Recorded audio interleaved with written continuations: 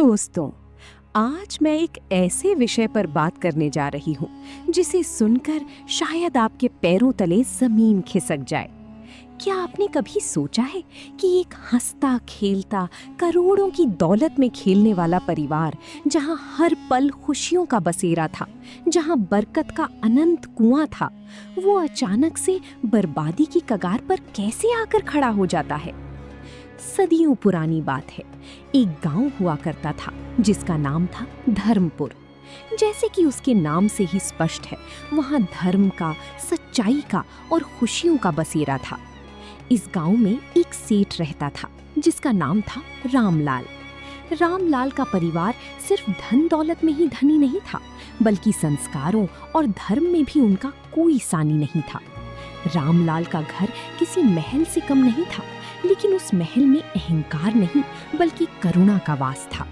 उसकी पत्नी सावित्री पूरे गांव में अपने धर्म, सेवा भाव और सुघड़पन के लिए जानी जाती थी। सावित्री के हाथों में गृह लक्ष्मी का साक्षात आशीर्वाद था। जब तक सावित्री के हाथों में घर की बागडोर थी, घर में हमेशा बरकत रहती थी।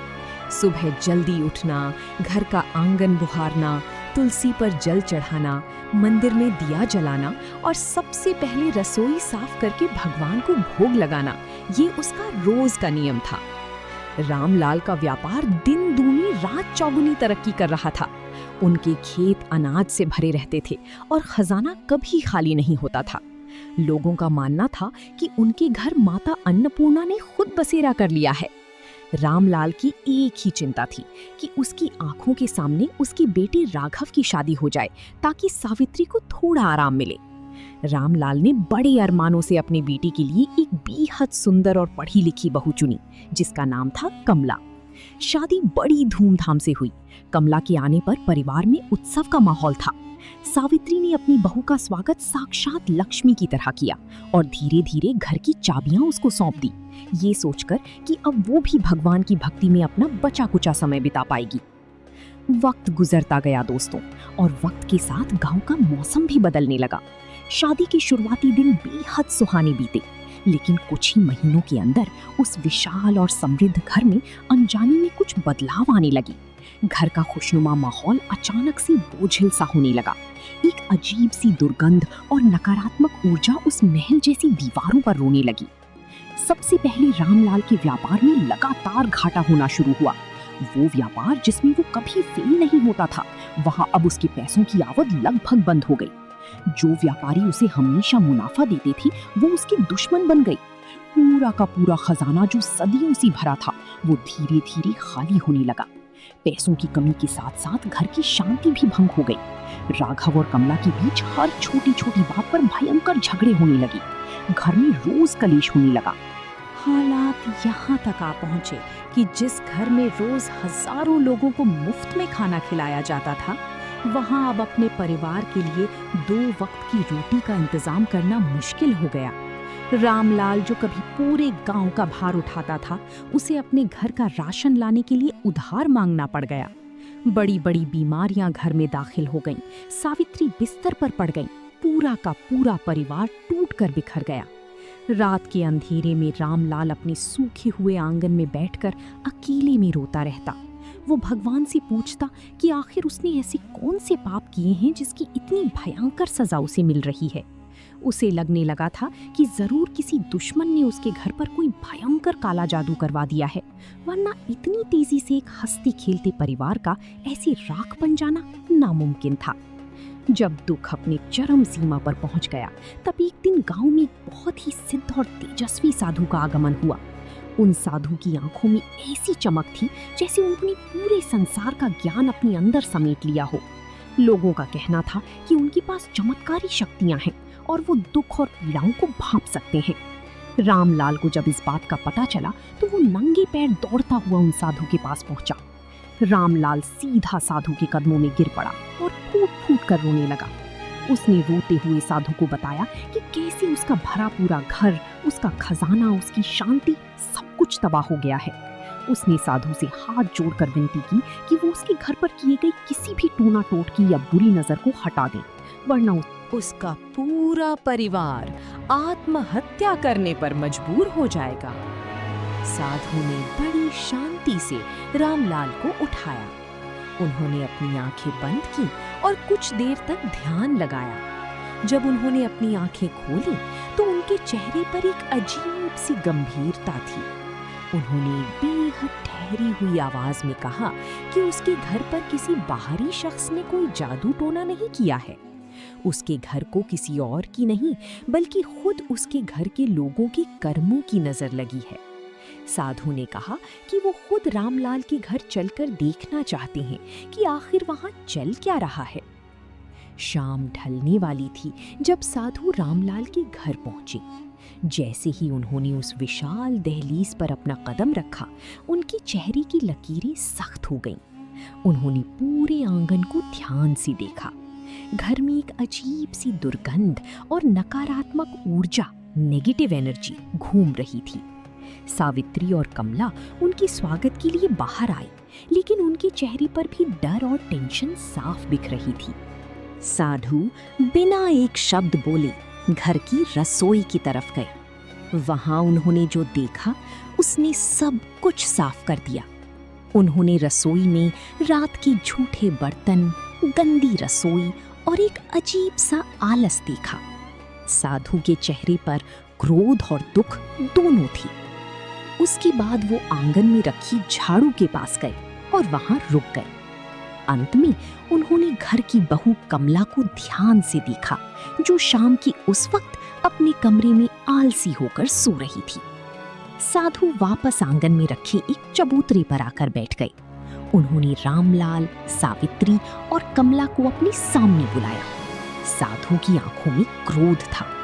उन्होंने पूरे परिवार की तरफ देखते हुए कहा कि ये घर बर्बाद नहीं हुआ, बल्कि उसे अनजाने में बर्बाद किया गया है।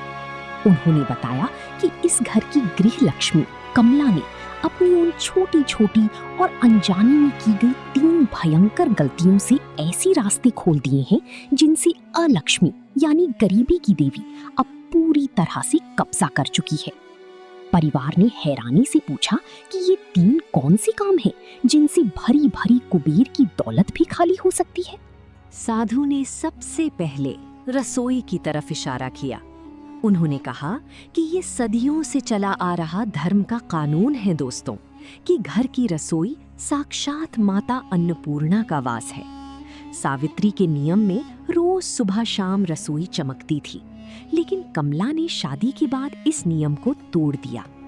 साधु ने कहा कि उन्होंने देखा कि रात के झूठे बर्तन और रसोई में बचा कुचा गंदा खाना वैसे ही पड़ा रहता है। इससे माता अन्नपूर्णा घोर अपमानित होती हैं। जब रात में कोई औरत रसोई को गंदा छोड़कर सो जाती है तो उस घर पर शनि और राहु का भयंकर प्रभाव पड़ता है। झूठे बर्तन ना धोने से नकारात्मक शक्तियां उस घर में रोने लगती हैं।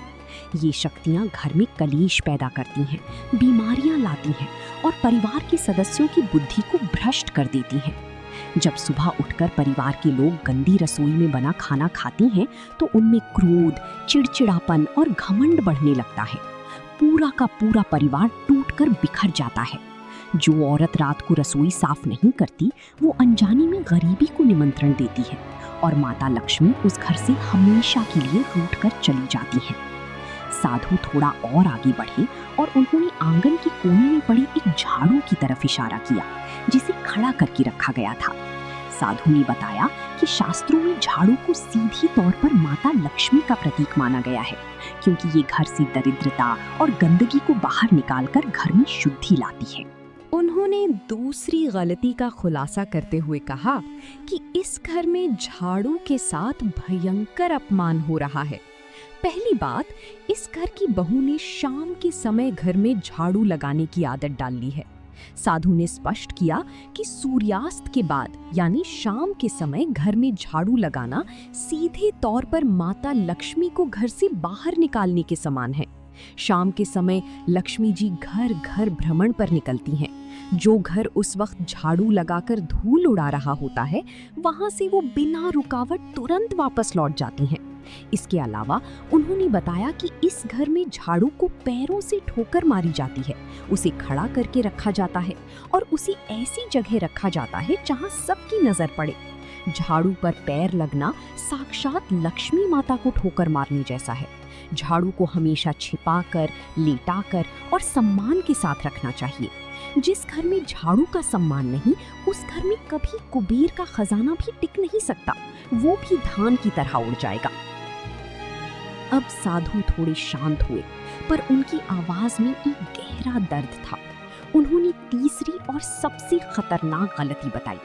उन्होंने कमला की तरफ सीधे देखते हुए कहा कि सबसे बड़ा अनर्थ इस घर में संध्या काल, जब दिन ढल रहा हो और रात शुरू हो रही हो, यानी गोधूली बेला में होता है। साधु ने बताया कि संध्या का समय भगवान के घर में आने का समय होता है। उस वक्त पूरे ब्रह्मांड में एक ऐसी ऊर्जा होती है जो घर के अंदर दाखिल होती है, लेकिन इस घर की बहू आलस के कारण शाम के समय सोती है। जो औरत या जो भी इंसान संध्या काल में बिस्तर पर सोता है, उसके शरीर पर दरिद्रता और नकारात्मक ऊर्जा पूरी तरह से कब्जा कर लेती है। उस वक्त सोना एक निषिद्ध काम है। ऐसी घर से देवता अपना मुख मोड़ लेते हैं और वहां बीमारियां और अकाल मृत्यु का वास हो जाता है। और इसके साथ साथ इस घर की दहलीज पर लगातार अपमान हो रहा है। दहलीज को राहु और केतु का स्थान माना जाता है और वहीं से भगवान का प्रवेश भी होता है। संध्या के समय इस घर में झगड़ी होती हैं। घर की औरत रोकर अपनी आंसू दहलीज पर गिराती है या वहां बैठकर नकारात्मक बातें करती है। जिस घर की औरत शाम के वक्त रोती है या खाली हाथ दहलीज पर बैठती है, उस घर का विनाश भगवान ब्रह्मा भी नहीं रोक सकते। दहलीज पर गिरे हुए आंसू घर की सारी उन्नति, सारी पैसी और सारी खुशियों को खा जाती हैं। साधु की ये बातें सुनकर पूरा परिवार सन्नाटे में आ गया। कमला फूट फूट कर रोने लगी। उसे अपनी गलती का पूरा एहसास हो चुका था।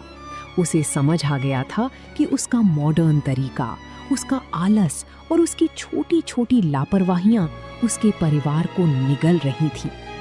उसने भागकर साधु के चरण पकड़ लिए और उनसे प्रायश्चित करने का मार्ग पूछा। साधु मुस्कुराए। उन्होंने अपने कमंडल से थोड़ा जल निकालकर पूरे घर में छिड़का। उन्होंने कहा कि भगवान बहुत दयालु हैं। अगर सच्चे दिल से अपनी गलतियों को सुधार लिया जाए तो माता लक्ष्मी कभी अपने बच्चों से नाराज नहीं रहती। उन्होंने नियम बताए।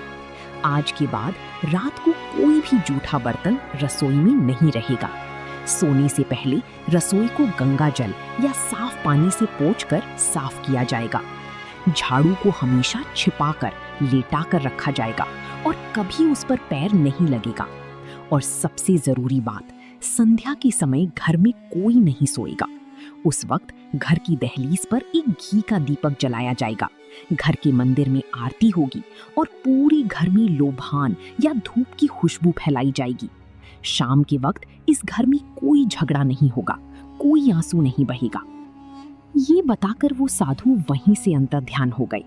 परिवार ने साधु की हर एक बात को अपने जीवन का मूल मंत्र बना लिया।